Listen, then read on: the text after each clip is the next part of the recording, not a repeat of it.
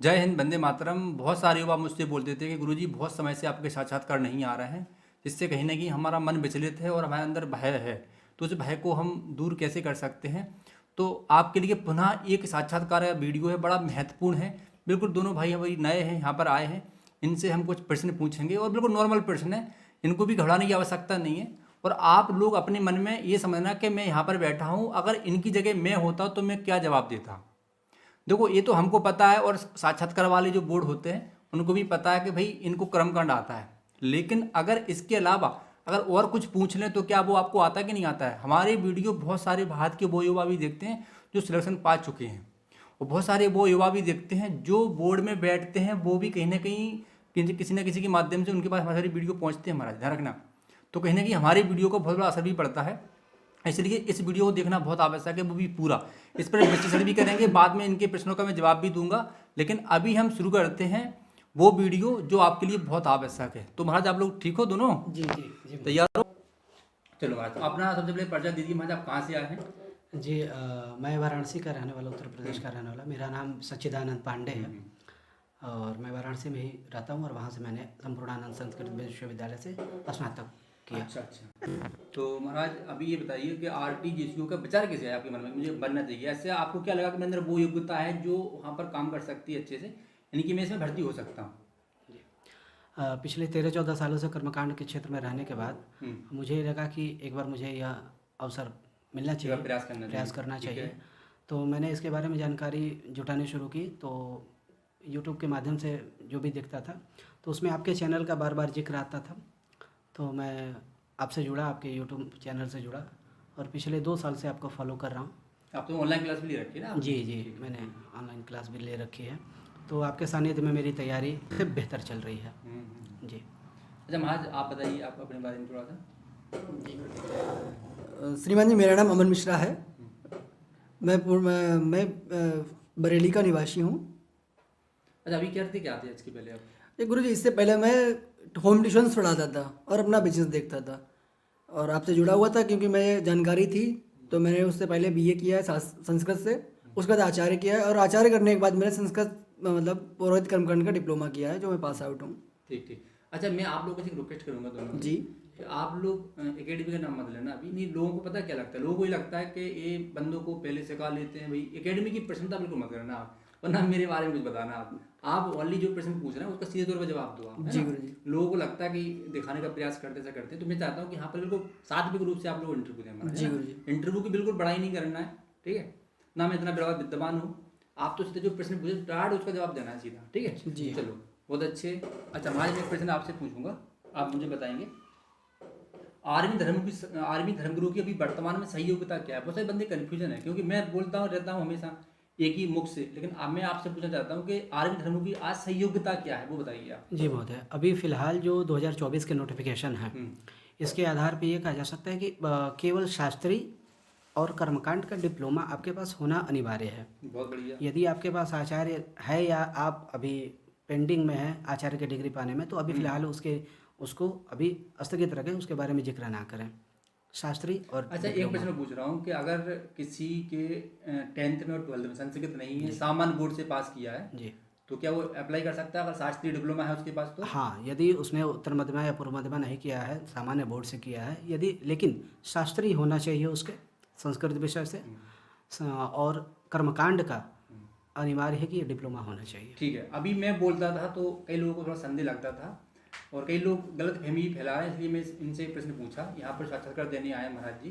क्योंकि मैं तो बोलता रहता हूँ कंटिन्यू, मेरी मुख से आप लोग सुनते रहते हो, अब मैं नया मुख से आपको सुनाना प्रयास करता हूँ। तो महाराज ने क्या बोला है कि ऐसा कुछ भी नहीं है, जो बंदे 12th पास हैं किसी भी वजह से, अगर उनके पास शास्त्रीय डिप्लोमा है, यही बोल रहे हैं ना महाराज जी, तो अप्लाई कर सकता है। चलो ठीक है, बहुत बढ़िया महाराज। अच्छा, एक बात बताइए मुझे कि अभी आप करते क्या थे, ये बताइए। कि चलो ठीक है, कर्मकांड कराते होंगे आप, मैं समझ कि आप यही बोलोगे हम कर्मकांड कराते हैं, है ना? तो कर्मकांड के मुख्य विषय क्या क्या है महाराज? कर्मकांड के मुख्य विषय गर्भाधान संस्कार से लेकर अंत्येष्टि संस्कार तक जितने कर्म होते हैं वो सब कर्मकांड के अंतर्गत आते हैं। अच्छा जी। किस वेद से संबंध रखता है कर्मकांड? कर्मकांड उत्तर भारत में मुख्य रूप से शुक्ल यजुर्वेद से संबंध रखता है। दक्षिण में? दक्षिण में कृष्ण यजुर्वेद तो जो वहाँ के नहीं है उसका कर्मकांड, शुक्ल यजुर्वेद से जाना है महाराज। दक्षिण भारत में जो भी कर्मकांड कराया जाता है वो मुख्य रूप से कृष्ण यजुर्वेद से ही रहते हैं। यजुर्वेद की जो 2 शाखाएं हैं, शुक्ल यजुर्वेद और कृष्ण, तो उत्तर भारत में शुक्ल यजुर्वेद को महत्व ज़्यादा दिया जाता है और दक्षिण भारत में कृष्ण। अच्छा, एक बात मुझे याद आ गया, मैं आपसे पूछ रहा हूँ जी कि शुक्ल पक्ष और कृष्ण पक्ष है जी। अगर मैं पूछूं कि इन दोनों में किस पक्ष में अगर हम अनुष्ठान करें तो ज़्यादा लाभदायक होता है, ज़्यादा फलदायक होता है? अनुष्ठान यदि देव कार्य हो तो अनुष्ठान शुक्ल पक्ष में ज़्यादा फलदायी होता है। जी। अच्छा, थोड़ा सा तिथियाँ बताइए महाराज, कौन कब तक रहता है, आप भी बताइए दोनों। दोनों तिथियाँ 15-15 दिनों की होती है।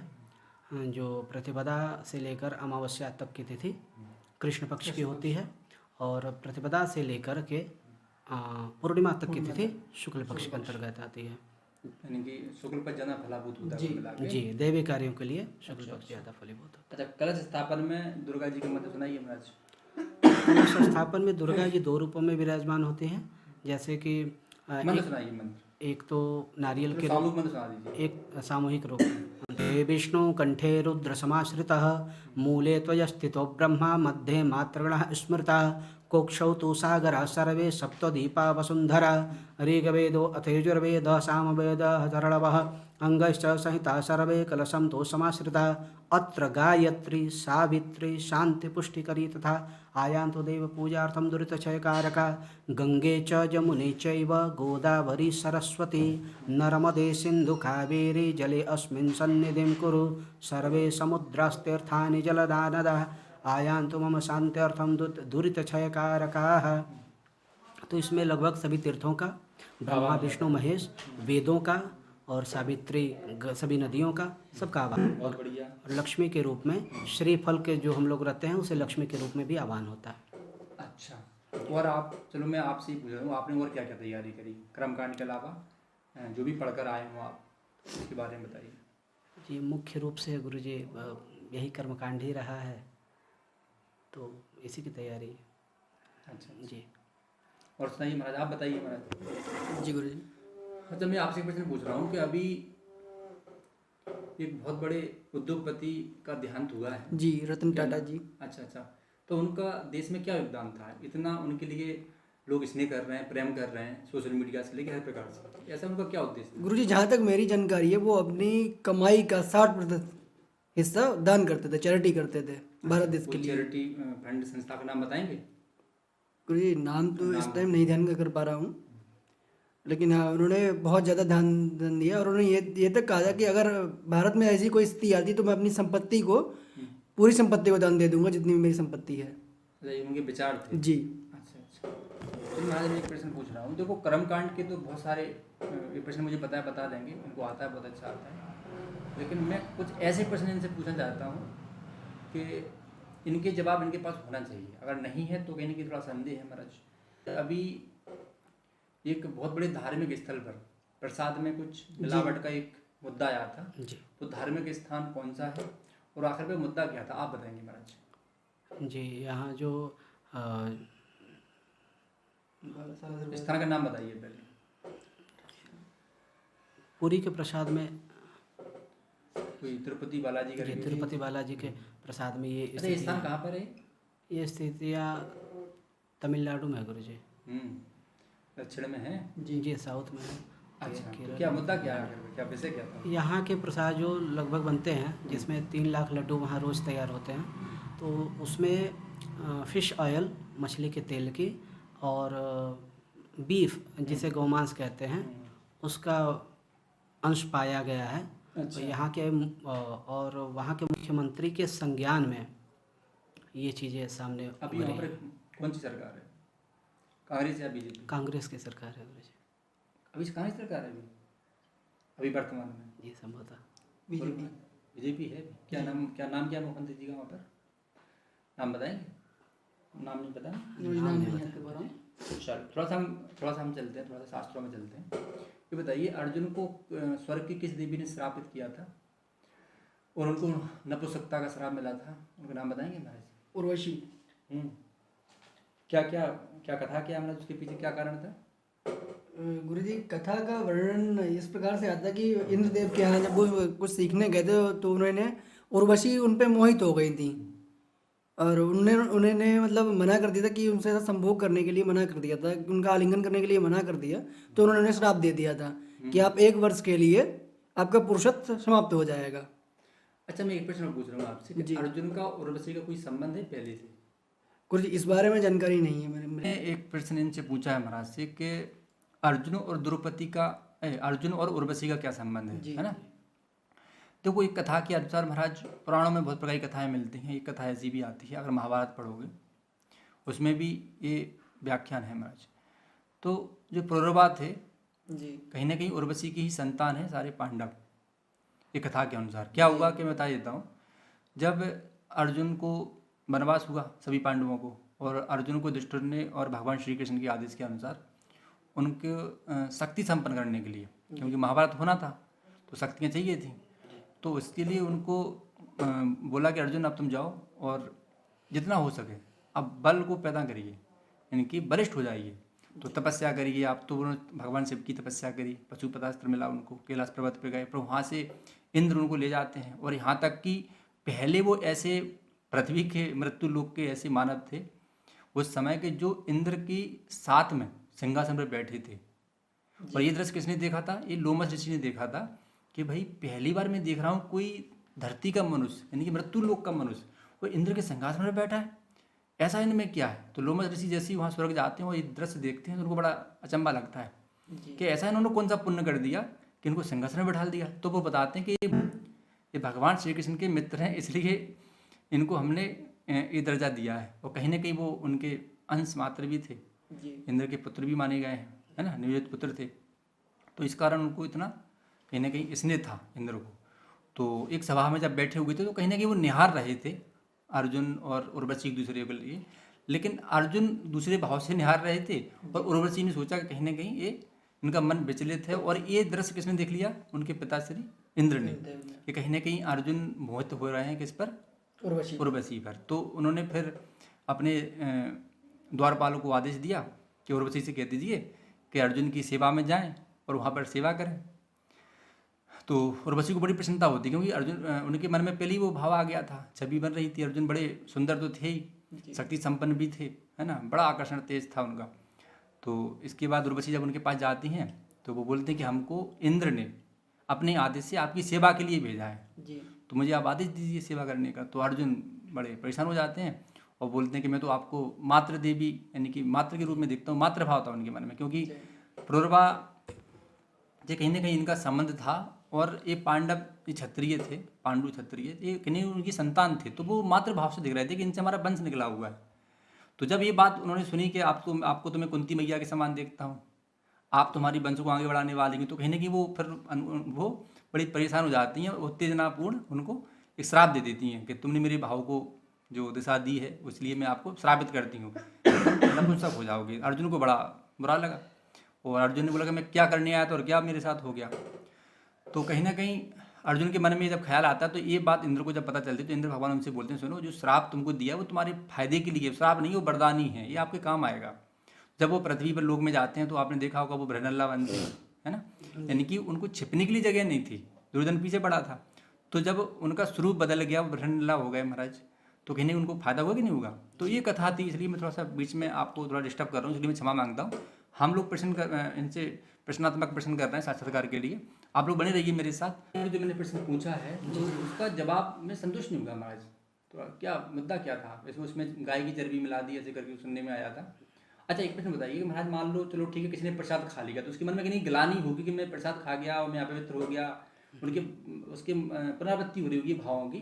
उन भावों को कैसे दूर कर सकते हैं? अपने आप को पवित्र कैसे महसूस कर सकते हैं? क्या उपाय कर सकते हैं? थोड़ा बताइए महाराज, उपचार बताइए। उपचारों में यदि गुरुजी यदि गौहत्या या गौमांस के भक्षण का यदि दोष लगा हो, अज्ञान में लगा तो कोई बात नहीं, लेकिन संज्ञान में आते ही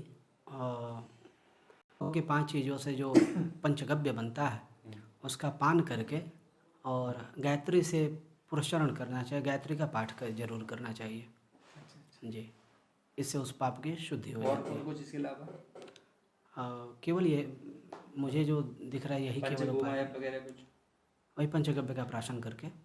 जी अच्छा ठीक है। अच्छा एक बार बताओ महाराज, अभी भारत में कितने धर्म के लोग यहाँ निर्वासित रहते हैं? भारत में कितने धर्म के लोग रहते हैं अभी? भारत में मुख्य रूप से 6 धर्म हैं, जो 6 पंथ हैं।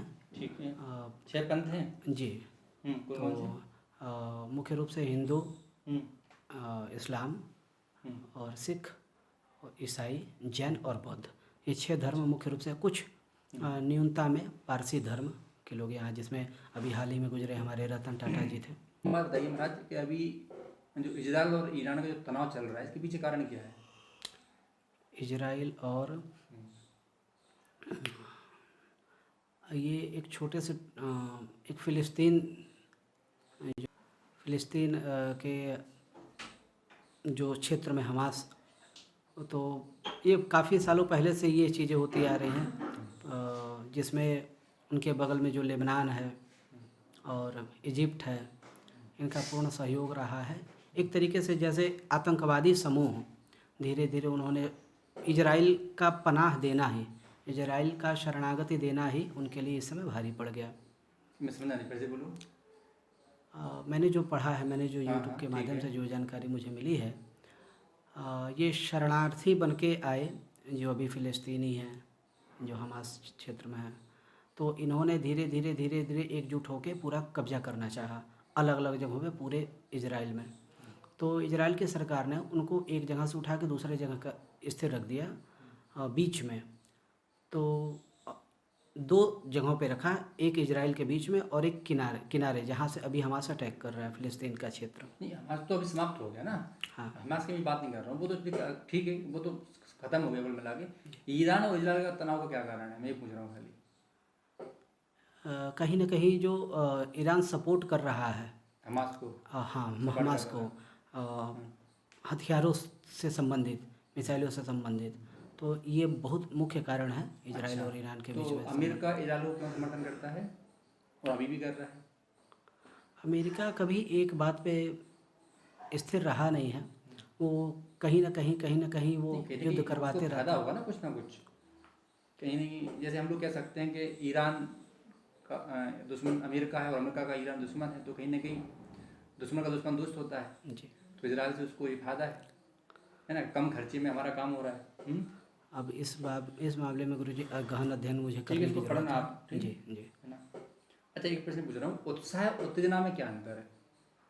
उत्साह उत्तेजना, इन दोनों में क्या अंतर है? उत्साह किसे कहते हैं, उत्तेजना क्या है? थोड़ा सा मुझे किसी व्यक्ति पर थोड़ा सा इसको सापेक्ष लगाकर थोड़ा सा मुझे इसके बारे में बताइए आप। उत्साह किसे कहते हैं? उत्साह के साथ प्रसन्नता शामिल होती है। किसी कार्य को करने के लिए उत्साह प्रसन्नता के साथ शामिल होती है, लेकिन उत्तेजना के साथ ऐसा नहीं हो सकता। उत्तेजना में क्रोध भी शामिल हो सकता है और एक जुनून होता है उत्साह में, उत्तेजना क्षणिक होता है। तो मुझे लगता है कि यही अंतर है। ठीक है, इसका मैं जवाब दूंगा आपको, मतलब पूछ लेना बाद में आप। जी। किस राज्य में अभी गाय को गाय माता घोषित किया गया? महाराष्ट्र में। अच्छा, महाराष्ट्र। जी। अच्छा, तो क्या मुख्यमंत्री का नाम क्या है महाराष्ट्र के? महाराष्ट्र के मुख्यमंत्री का नाम तो मुझे भी ध्यान नहीं आ रहा है। पुरुष सूक्त आता है आपको? जी। कहाँ से लिया गया है? ये शुक्ल यजुर्वेद में भी वर्णन है और ऋग्वेद से लिया गया है ये। अच्छा, दोनों में। अच्छा, मैं एक प्रश्न पूछ रहा हूँ आपसे कि महाभारत में लोमस ऋषि ने किस पांडव को तीर्थ यात्राओं का वर्णन किया है और जगह जगह उनको तीर्थ यात्राएं कराई, बताएंगे? जी, महाभारत से संबंधित प्रश्न मैंने अभी कंठस्थ नहीं किया है। अच्छा, लोमस ऋषि का नाम सुना है? जी, लोमस ऋषि। जी। तो लोमस ऋषि का नाम लोमस क्यों है महाराज, बताएं मुझे। संज्ञान नहीं है गुरु जी। श्रृंगी ऋषि कौन थे महाराज? राजा दशरथ के पुत्रेष्ठ यज्ञ में उन्होंने ही आचार्यत्व। अच्छा, इनकी उत्पत्ति के बारे में कुछ जानकारी आपको? इनके पिताजी का नाम क्या है? नहीं गुरु जी, श्रृंगी ऋषि के बारे में। जब पंचपल्लव का मंत्र सुना दीजिए। हरि ओम अश्वत्थे वो निकदनम पर्णे वो वशकृता गोभाज इद्गिलासथ यसनावथ पुरुखम।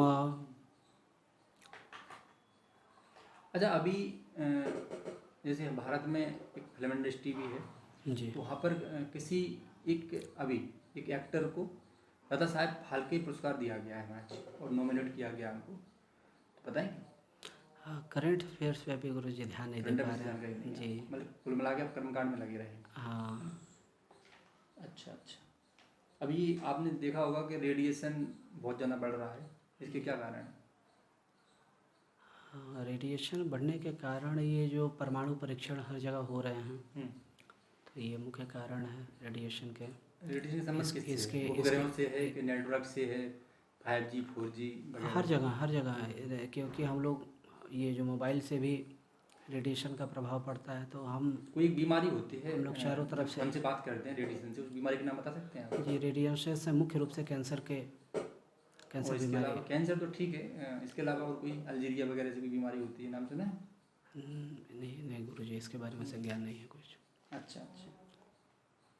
अच्छा, जैसे आपने धर्मों के नाम बताए थे, जैसे यहूदी धर्म जो कि पूरा इजराइल यहूदियों से है जी, तो उनकी भाषा कौन सी है महाराज यहूदियों की? यहूदियों की भाषा या आता है कि नहीं आता है, उनको ध्यान नहीं, कुल मिला के ध्यान, ठीक है कोई बात। अच्छा, विश्वामित्र जी और परशुराम जी का आपस में क्या संबंध है? आपस में कोई रिश्ता बताइए। मामा भांजे का है। अच्छा, मामा कौन है इसमें?